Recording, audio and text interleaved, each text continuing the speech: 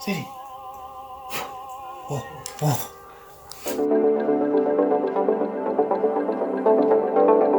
Hi everybody. I find myself on the road this week without my typical equipment, and so this episode may look and sound a little different than normal. But when you find yourself alone on the road, traveling, it's fun to have something to do by yourself.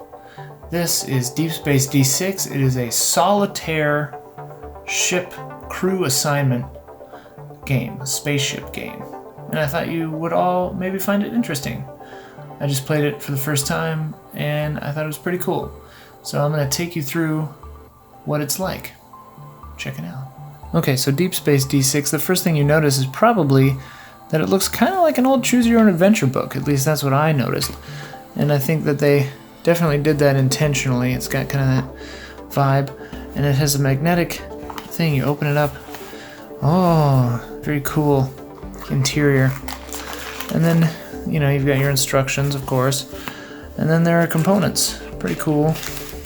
These are the threat cards. They have different threats on them. And then extra bag that I decided to consolidate these. Then you have dice. It's mostly a dice rolling game.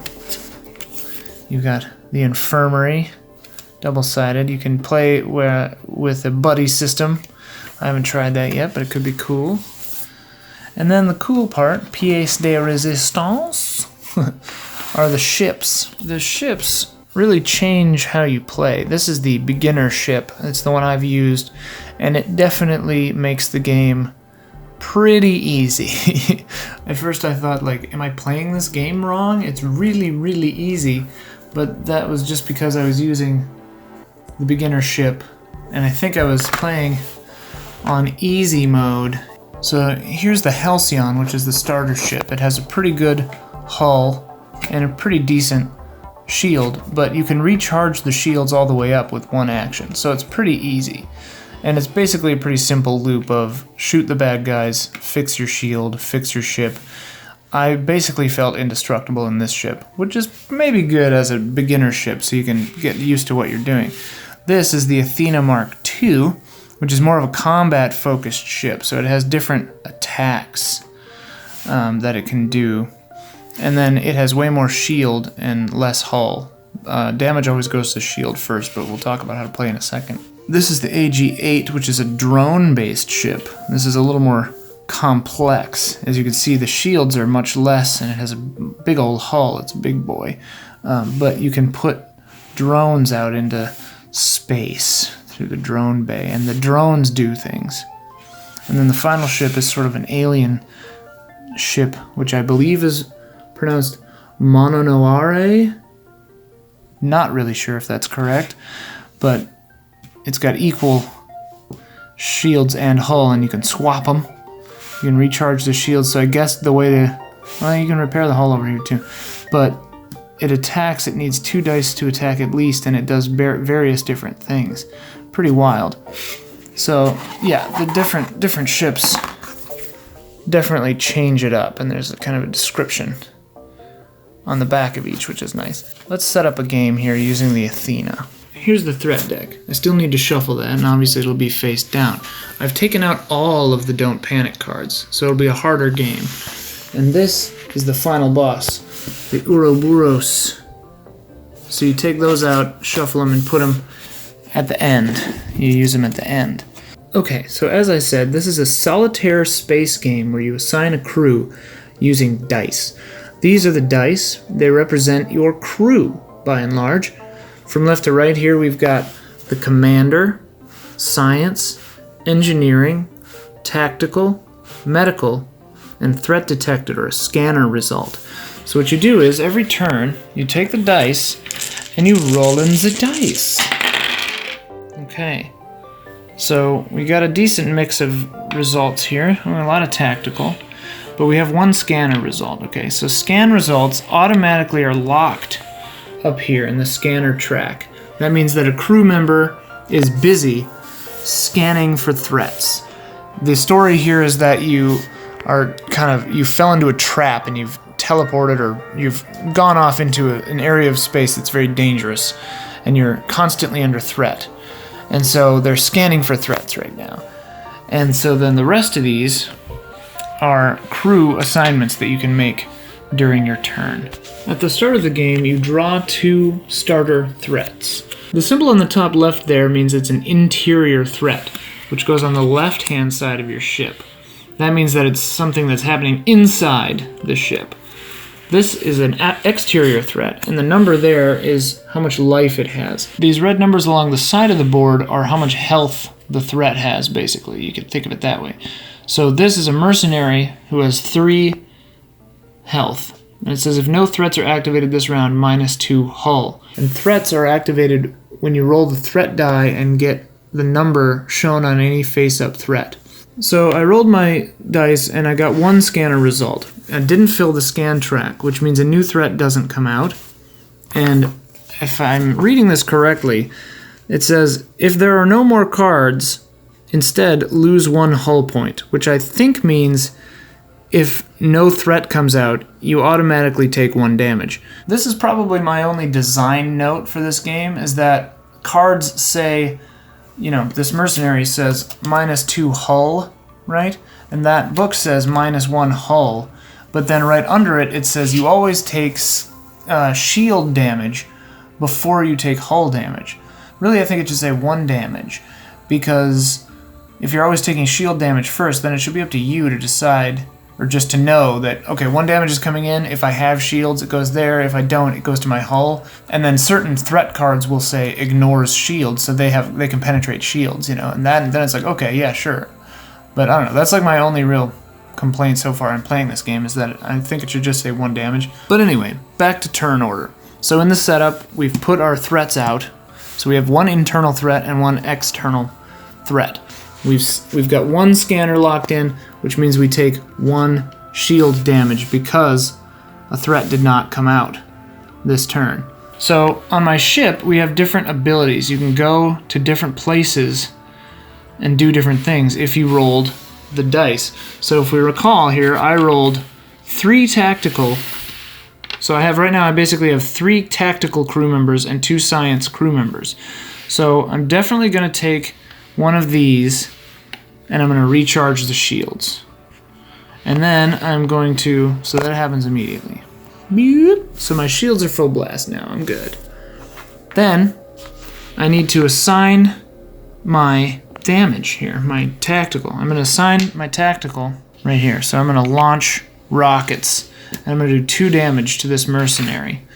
1, 2. So that happens immediately, as soon as you assign. Aha! I just realized that I played this game wrong the first time, which explains why it was so easy. I was skipping a step. Step 4 says draw and place a new threat card. If there are no more cards, skip this step. Scan for threats. Another threat comes out if you've scanned it. I thought that was the only way that threats come out. No, you get a new threat regardless every turn. Ha ha! That makes way more sense. Okay. So, before activating the threats, I just automatically get another threat. So it's an interceptor. It's got 3. I put it in the 3 slot. Now, this makes way more sense. See? Learning every time. Now, I take the threat die and roll it. It's a 1. So then we check our threats. That's activated. That does not activate. And since a threat was activated, that doesn't happen. So this does 1 damage. So I lose 1 shield. Now we gather up our crew that we used. But the scanner is still locked in. They're busy. They're scanning for threats, so I don't get them back. But I do get these guys back. And now the turn starts over. So we roll again. Rolling the dice. Lots of rolling the dice in this game. So we got 2 commanders, a science, and a tactical. We did not pull a threat, so our shields take damage. The way I think about that is that we're in like a treacherous area of space, maybe, and there's interference. And our crew is distracted, or maybe the shields need to be constantly recharged or something, I don't know. Well, we can for sure do 2 damage to somebody. This power is pretty good. I didn't notice that it said re-roll all available units there, so if I get a medical personnel, I could re-roll everything else That's really good. Well, I'll definitely charge my shields up. And every time you do that, you get a full blast charge, so that's nice. So yeah, I'll use this 2 damage on this mercenary just to get him out of the way. Plagaw! He's gone. Yeah, and that's my turn. So now, the bad boys get a turn. Oh. Also, I was supposed to lock a die up there. So now, we roll the threat. A 5. So that distracted is not activated. But this does activate. So I lose 1 health to my shields. See, I'm only down to 3 dice here, because 2 of them are in the shield, and 1 of them's over there distracted. Rolling some dice. Aha. So now, I've unlocked another threat. So I immediately take this threat. Raiders. 2. There they are. The quantum cannon lets you temporarily evade threats because you also shuffle the threat deck after it is used. Use the scan ability to help you determine when you should activate it. Yeah, so the book here explains the special ability, and scan lets you look at the top 2 cards of the threat deck, place them back in the same order. So let's take a look. We're going to place a die there and we're going to scan. So the next card, Cloaked Threats. After the threat phase, roll the threat die again. Oh, that's not great. And then Cosmic Existentialism.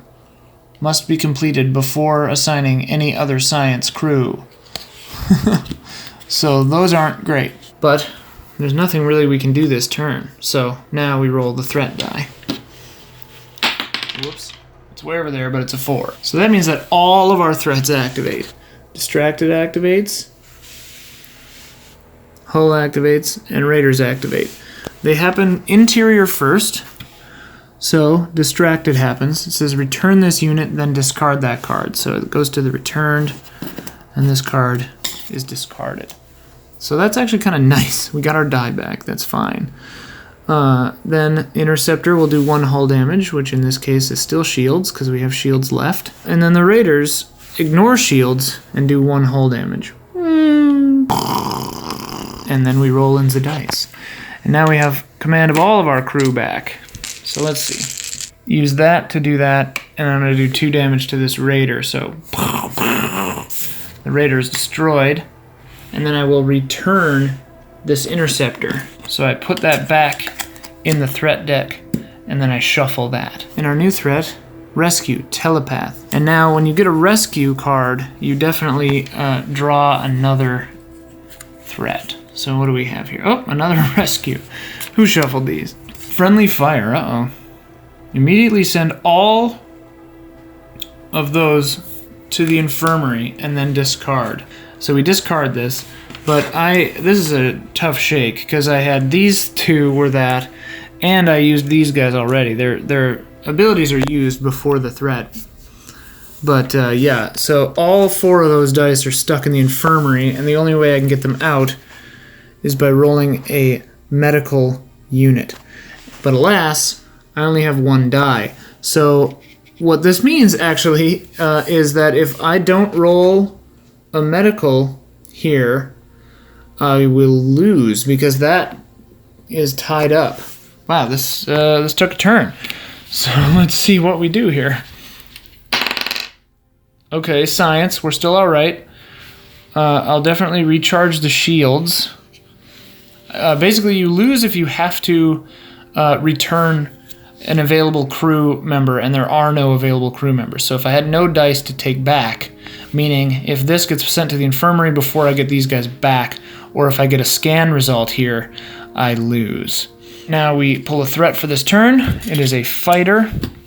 We roll the threat die. It is a 4. It activates. We lose 1 shield. Okay, new turn. I get this die back. I roll it and hope for the best. Oh, man. What luck. Okay, we got a medical officer, and I placed him here. I can return all units from the infirmary. Yeah, so now I get all my dice back. All right, we gain a new threat. 4, a flagship. That's not good. 6, which activates the flagship. 1, 2, 3. Now I roll all my dice and it keeps on going like that. You win if you still have at least one hull point, the threat deck is empty, and you've gotten rid of all external threats.